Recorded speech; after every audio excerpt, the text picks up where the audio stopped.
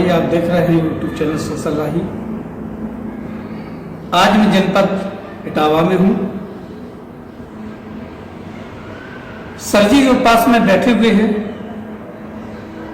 बहुत अच्छे समाज सेवी हैं। जब मुझे पता चला कि यहाँ कम से कम शायद एक 80-90 गांव सर जी के अंडर में आते हैं, प्रत्येक गांव में जाकर के समाज सेवा का काम करते हैं, लोगों को जागरूक करते हैं। जब मुझे पता चला कि सर जी वर्तमान में सर्विस में होते हुए भी कैसे समय निकाल लेते हैं समाज सेवा के लिए, जबकि एक साधारण व्यक्ति घर पे जो बैठे रहते हैं वो समाज सेवा के लिए समय नहीं निकाल पाते हैं। हमारे बीच में जो सर जी हैं, मैं इनका बहुत आभार व्यक्त करता हूं कि कैसे समय निकाल लेते हैं। वो गांव में जाकर के समाज सेवा का लोग बागों को जगाने का काम करते हैं। तो मेरे बीच में माननीय सम्माननीय परम आदरणीय परम श्रद्धेय श्री सर्वेश कुमार श्रोमणी जी हैं, जो प्रॉपर इटावा के रहने वाले हैं। आज मेरे बीच में हैं, हम आप लोगों को रूबरू कराते हैं। तो सर जी सबसे पहले तो यूट्यूब चैनल सोशल राही आपका स्वागत करता है, अभिवादन करता है। मैं बहुत बहुत कि आपने बहुमूल्य समय हमको दिया, मैं आपका बहुत आभार व्यक्त करता हूँ। बहुत बहुत धन्यवाद देना चाहूँगा भाई राम कुमार राय जी, आपके यूट्यूब चैनल सोशल राही को। मैंने भी इसको बहुत बार देखा है, बहुत देखता हूँ, तो मुझे ये समझ में आ रहा है कि आप समाज का बहुत बड़ा कार्य कर रहे हैं। हमारे बीच में आप महापुरुषों को अपने चैनल के द्वारा दिखा करके बहुत बड़ा कार्य कर रहे हैं, जो हमारे सोशल वर्कर को करना चाहिए। मैं आपको बहुत बहुत धन्यवाद बधाई आपके चैनल सोशल राही को देना चाहूँगा, और अपने लोगों से भी चाहूँगा कि आपके यूट्यूब चैनल सोशल राही को अधिक से अधिक देखें और लोगों तक पहुँचाएं, जिससे हमारे महापुरुषों की चर्चा बढ़े। जी जी जी, मैं बहुत आपका आभार व्यक्त करता हूँ। साथ में सर जी हमारी कुछ इच्छाएं हैं कि जो लोग समाज सेवा कर रहे हैं, तो मेरे कुछ क्वेश्चन रहते हैं जी, तो उस क्वेश्चन को मैं आपके सामने पेश करता हूं। सबसे पहले तो आप बताइएगा कि आप समय कैसे निकाल लेते हैं सर? समय तो अगर देखा जाए तो हर व्यक्ति के पास समय होता है, लेकिन जो समय निकालने का शब्द जहां तक है जी, वो अंदर की भावनाओं की बात है। लोगों के अंदर अगर दृढ़ संकल्प हो तो क्यों नहीं लोग समय निकाल सकते हैं।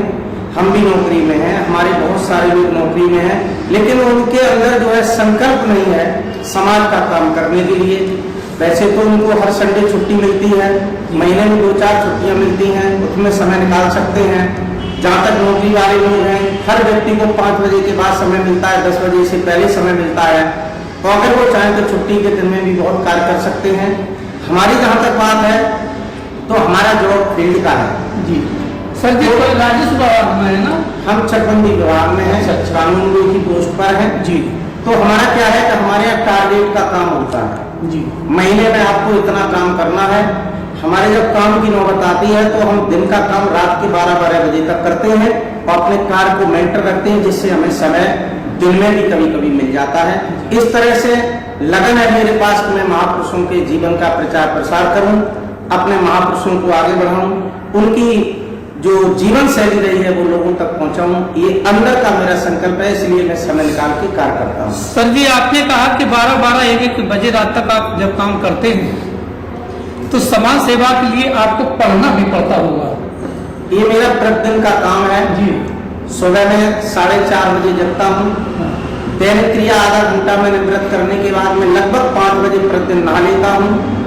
20 मिनट आधा घंटा योग प्राणायाम में देने के बाद आधा घंटा मेरा प्रतिदिन का काम है, मैं विपश्यना करता हूँ, और विपश्यना करने के बाद 1 घंटा प्रतिदिन सुबह पढ़ता हूँ, और 1 घंटा ही अध्ययन का काम मेरा शाम को रहता है। 2 घंटे में महापुरुषों की जीवन शैली पढ़ता हूँ, जो लोगों तक पहुँचाने में पूर्ण रूप में हमें ज्ञानार्जन मिलता है, जो सहायक होती है लोगों तक पहुँचाने में।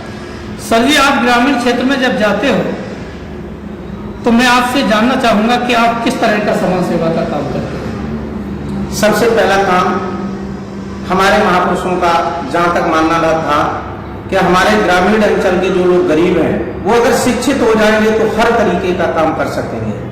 मैं ग्रामीण क्षेत्र में जाता हूँ और आए दिन मैंने एक मिशन अपनाया है।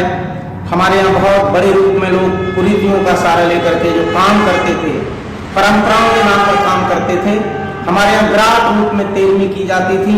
मैं आज से 20 साल पहले लगभग 2001 में निकला था और उस मिशन को धीरे धीरे बढ़ाते बढ़ाते मैंने शांति पाठ का सहारा लिया। जहां भी लोगों की मृत्यु हो जाती है तो हमारे यहाँ कोई तेलनी नहीं करता है। हमारे पास लगभग एक दिन में 2, 4, 6 फोन आते हैं। हम उन गांवों में जाकर के एडजस्ट करके समय निकाल के जाते हैं और सुबह 8 बजे पहुंच करके वो कार्यक्रम शुरू करते हैं।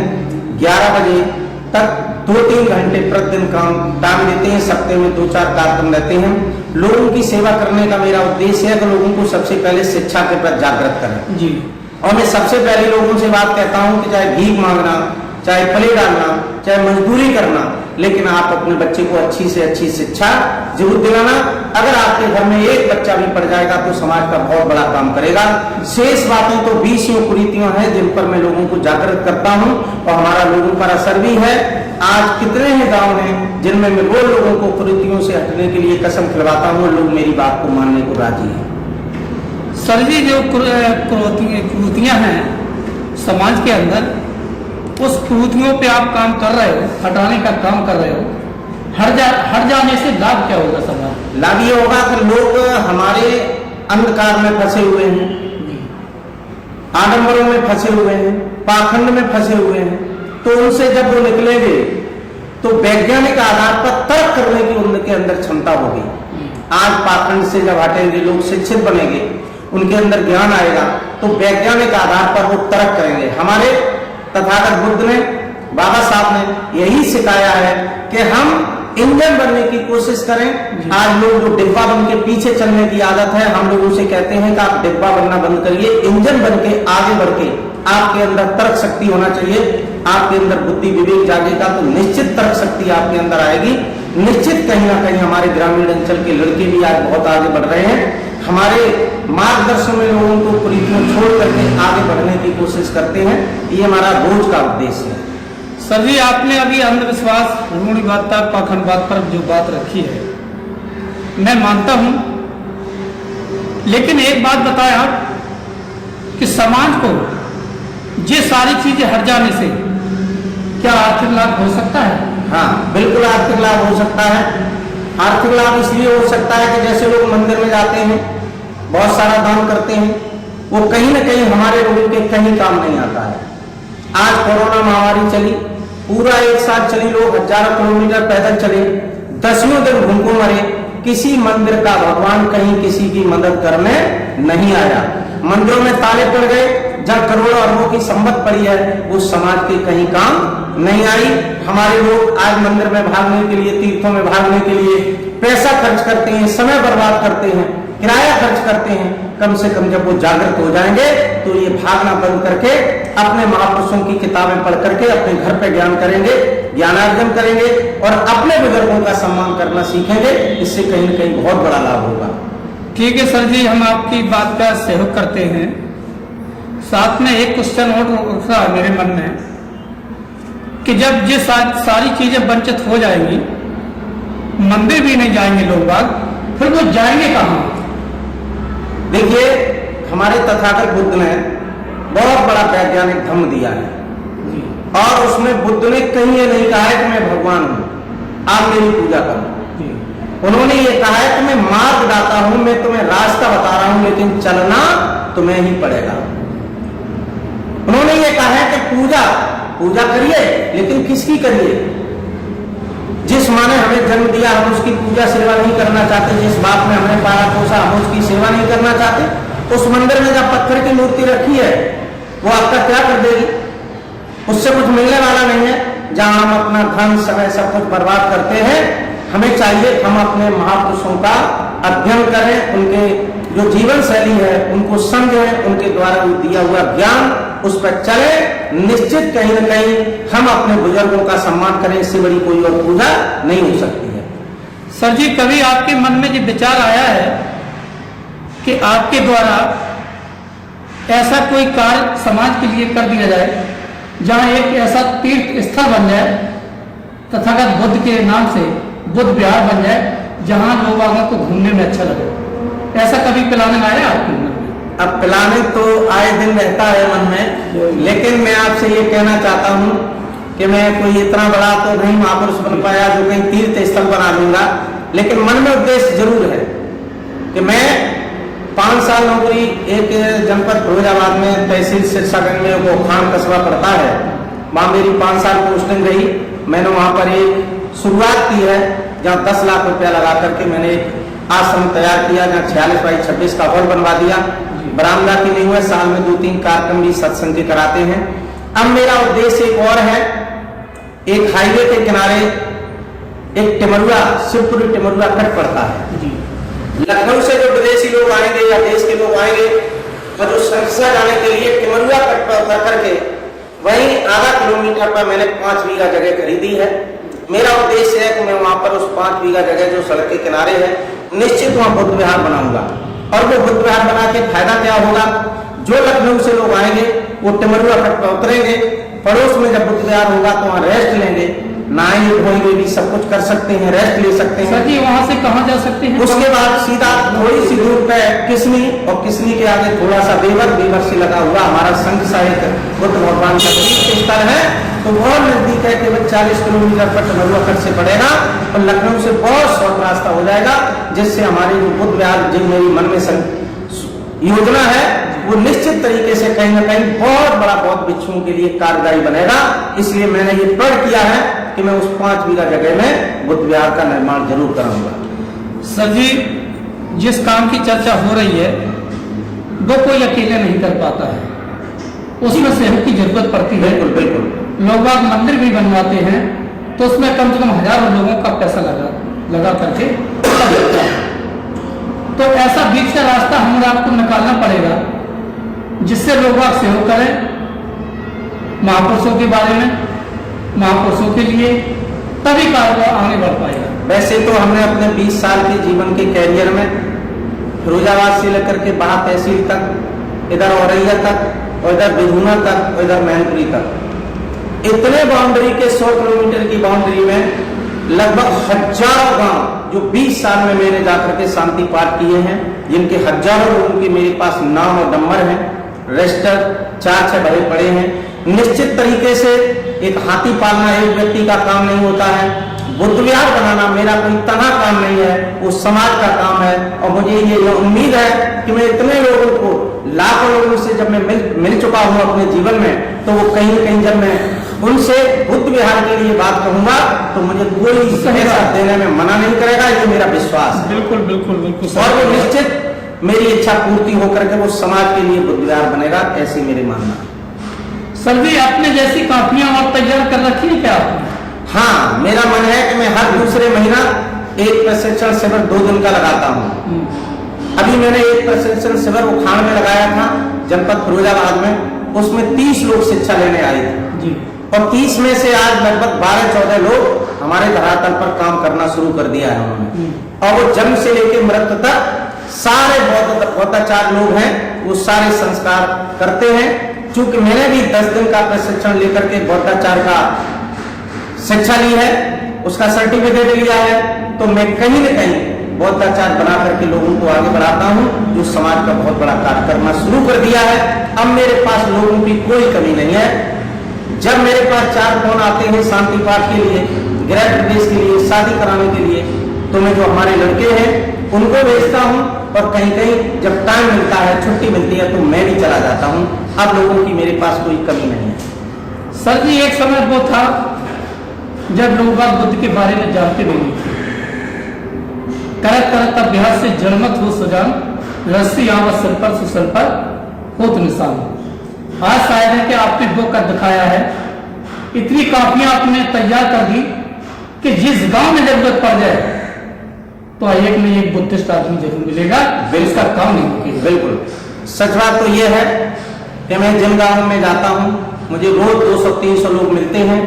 मैं उनके बीच में बौद्ध धर्म से ही प्रताड़ करता हूँ, पुण्यामोदन कार्य करता हूँ। जब कोई गुजर जाता है तो उनको बुद्ध की रास्ता का पूरा पाठ पढ़ाता हूँ, और उनमें मैंने एक बाबा साहब का जीवन चरित्र छपवाया है, जिसमें मेरा पीछे मोबाइल नंबर भी लिखा है, मेरा पता लिखा है। मैं प्रतिदिन कार में जहाँ भी जाता हूँ कम से कम 50 कॉपियाँ ले जाता हूँ, वो बांट के लोगों को आता हूँ, जिससे लोगों में बाबा साहब के प्रति जानकारी बढ़ती है। जो लोगों के पास साहित्य नहीं है वो साहित्य पहुँचता है, और कहीं न कहीं लोग हमारा जो पते का कार्ड है वो भी ले जाते हैं। इससे हर गांव में हमारा कहीं कहीं मोबाइल नंबर मिलता है, धीरे धीरे प्रचार बढ़ रहा है और लोग धर्म के प्रति इतने आकर्षित हो रहे हैं। मैं रोज ये पूछता हूं कि इसमें कितने लोग बुद्ध धर्म को ग्रहण करना चाहते हैं, तो निश्चित तरीके से कहीं न कहीं 80% लोगों के हाथ उठते हैं तो मुझे बुद्ध धर्म दीक्षा लेनी है, मुझे प्रमाण पत्र चाहिए। और चूंकि मैं बहुत आप प्रमाण पत्र देने का काम करते हैं? जी जी जी, मैं चूंकि बाबा साहब ने 1954-55 में समिति बनाई थी जिसका नाम था दी बौद्धिस्ट सोसाइटी ऑफ इंडिया। निश्चित तरीके से बाबा साहब के जाने के बाद उनके जो इकलौते पुत्र थे जसवंत राव, उन्होंने इस मिशन को संभाला। 1977 में उनके जाने के बाद उनकी पत्नी है श्रद्धेया मीराताई जी, आज वो अध्यक्ष हैं, और जो उनके पुत्र हैं यानी बाबा साहब के नाती सरदेव भीमराव जसवंतराव जी, आज वो उसके कार्यकारी अध्यक्ष हैं। निश्चित तरीके से मैं उसका प्रदेश सचिव हूं। मैं उसका प्रदेश सचिव होने के नाते, बौद्धाचार्य का प्रशिक्षण प्राप्त करने के नाते मुझे ये राइट दिया गया है उस the Buddhist society of India की तरफ से कि आप लोगों को बौद्ध दीक्षा देकर के प्रमाण पत्र प्रदान कर सकते हो। उस प्रमाण पत्र का बहुत बड़ा महत्व है। पहली बात तो यह है कि हम बौद्ध लिखने के अधिकारी हो जाएंगे। निश्चित तरीके से हमारे लोगों की भावना है कि हमें बौद्ध मार्ग की तरफ अब बढ़ना चाहिए। मैं तो जब गांव में जाता हूं तो देखता हूं कि 80% हमारे लोगों की धारणा है कि मुझे बौद्ध बनना चाहिए, लेकिन चूंकि बनाने वाले लोग नहीं है, गांव में लोग समझाने वाले नहीं है, मैंने ये प्रयत्न किया है। हर अपने जो हमारे संरक्षण में लोग कार्य कर रहे हैं 12-15 लोग, मैंने सबको कहा है कि आप धीरे धीरे बौद्ध धर्म की दीक्षा लीजिए, 10 दिन का प्रशिक्षण लीजिए और लोगों को गांव-गांव जाकर के बौद्ध बनाइए। ये मेरा मिशन शुरू हो गया है। और मैंने अभी पिछले इतवार को एक कार्यक्रम गांव में किया था, उसमें 20 लोगों को बौद्धाचार्य की बौद्ध धर्म की दीक्षा दी और 20 लोगों को प्रमाण पत्र बांटा। ये हर इतवार को मेरा कार्यक्रम शुरू हो गया है। सर जी, मैं आपके मकान के बारे में और चर्चा करना चाहूंगा कि आपने जो मकान बनवाया है, मैंने मकान तो बहुत देखे हैं, लेकिन आपका जो बनाने का तरीका रहा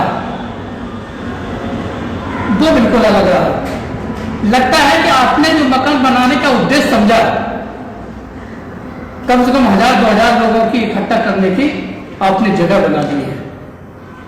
राय जी, सच बात तो यह है कि मैं आपके YouTube चैनल राय जी के माध्यम से, सोशल राय के माध्यम से ये लोगों को बताना चाहता हूं कि आज शहर में लोगों के पास बैठने के लिए जगह नहीं है। मैंने सहयोग से जो जगह खरीदी थी शहर इटावा में, मौला अजीत नगर में, 4000 फुट जगह मेरे पास है जी, और वो हमने 4000 फुट में 3200 फुट का एक हॉल बनवाया है।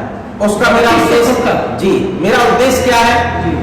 मेरा उद्देश्य ये है कि हमें, अभी मेरी नौकरी 5 साल है, नौकरी करने के बाद भविष्य में मुझे इसी धर्म का प्रचार में रात दिन लगना है, तो निश्चित तरीके से कहीं ना कहीं मुझे सेमिनार भी कराना है, मुझे मीटिंगें करानी है। तो मैं किस किस का मैरिज हॉल बुक करता। जब मेरे पास जगह थी तो मैंने 3200 फुट का ये जो हॉल बनवाया है, इसका मेरा एक ही उद्देश्य है कि महीने में 1, 2, 4 मीटिंग 10 भी करनी होगी तो मैं अपनी जगह में बैठ के करूंगा। मुझे किसी का किराया नहीं देना, मुझे किसी से मांगना नहीं है। मेरे पास पर्याप्त जगह है 1000 लोग, 500 लोग, 800 लोग बैठाने की, इसलिए मैंने ये हॉल बनवाया। केवल धर्म का प्रचार करने के लिए आपने इतना बड़ा कदम उठाया है। अब मेरा जीवन का लक्ष्य ही है जी, मुझे आज से 20 नहीं 25 साल पहले जाग जाना चाहिए था इस धर्म के लिए। जब मैं धर्म की दीक्षा ली, जब मैं 10 दिन का प्रशिक्षण प्राप्त किया, तो मुझे लगा कि मुझे बाबा साहब जैसे महाविद्वान, जो दुनिया में उनके समान कोई नहीं हुआ, जिन्होंने बुद्ध धर्म को अपनाया, तो मैं उनसे बड़ा विद्वान नहीं हो सकता, मैं उनके चरणों की धूल भी नहीं हो सकता।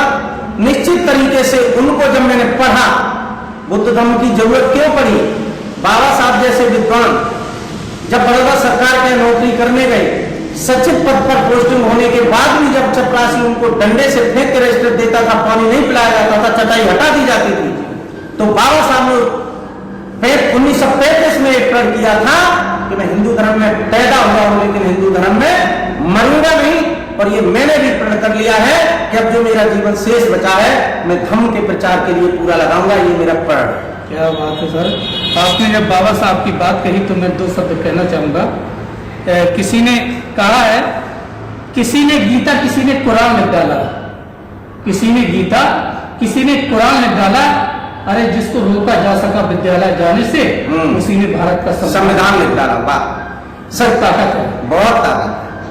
बाबा साहब ने संविधान को लिखते समय राही पूरा का पूरा बुद्ध धर्म की जो 5 प्रतिज्ञाएं हैं, जो पंचशील हैं, उनको पूरा धर्म में उतारा है। पहला पंचशील है कि मैं हिंसा नहीं करूंगा। आप अगर संविधान में चले जाओगे तो सीधा सीधा है कि आप हिंसा करोगे तो जेल जाओगे, 300 सही बात, तो सही कहा। दूसरा सील है उसका, मैं चोरी नहीं करूंगा। बाबा साहब ने उसमें बना दिया है, नियम बना दिया, चोरी करोगे जेल जाओगे। तीसरा है व्यभिचार नहीं करूंगा। संविधान में ये सीधा सीधा है कि आप व्यभिचार करोगे तो आजीवन कारावास होगा। चौथा है कि मैं झूठ नहीं बोलूंगा, वो भी संविधान में व्यवस्था है कि आप झूठ बोलोगे तो 420 बनोगे, 420 की धारा लगेगी। निश्चित तरीके से 5वां है जिसमें शराब पीने के लिए मना किया गया, मादक द्रव्यों का सेवन करने के लिए मना किया गया है।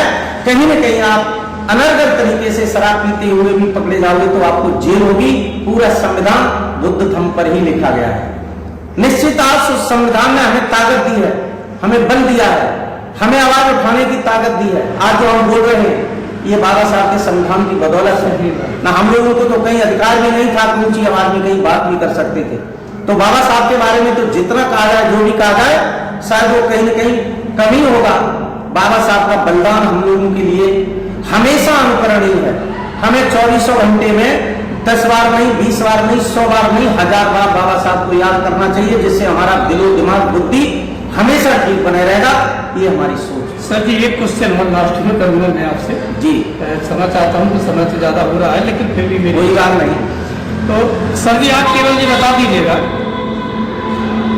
मेरे लोगों को कि वो आगे क्या करें शिक्षा के मामले में। देखिए शिक्षा के मामले में जहां तक बात है, हमारे बाबा साहब ने पहला सूत्र दिया कि लोग शिक्षित बने, संगठित बने, संघर्षित बने। आज क्या है, हमारे लोग शिक्षा की तरफ जहां तक ध्यान देना चाहिए था कम दिया। मेरी जहां तक बात है, मैं आपको बता रहा हूं, मेरा उद्देश्य है, मैंने 92 में एक प्राइमरी स्कूल अपने गांव में खोला था जहां मेरे पास 400 बच्चे थे, लेकिन उसके बाद मेरी नौकरी लगने से वो स्कूल हमारा समाप्त हो गया। अब मेरा उद्देश्य है कि मैं एक उद्देश्य का भी स्कूल का भी निर्माण करने जा रहा हूँ। निश्चित तरीके से कहीं न कहीं अपने जो गरीब तबके के लोग होते हैं उन्हें निश्चित शिक्षा दूंगा, बौद्ध धर्म की दीक्षा दूंगा। जहां तक उच्च स्तरीय शिक्षा की बात है, हमने एक पैरामेडिकल कॉलेज की फ्रेंचाइजी जो हमने आपको वक्त दिखाया, उसमें जो कुर्सियां पड़ी थी वो निश्चित कहीं न कहीं उसी का प्रतीक है कि मैं उसमें DMLT है, ANM है, GNM है, और मैं आयुर्वेदिक से इसकी भी एक बड़ी मान्यता लेने जा रहा हूँ, जिसमें ANM, GNM ये सारे कोर्स हम लोग अपने घर पर कराएंगे। उसके लिए मेरी योजना है और बच्चों को आगे हम अपने समाज के लोगों को आगे बढ़ाएंगे, जिससे लोग आगे उठ करके अपनी आवाज उठाने लगे। ऐसी मेरी सोच है।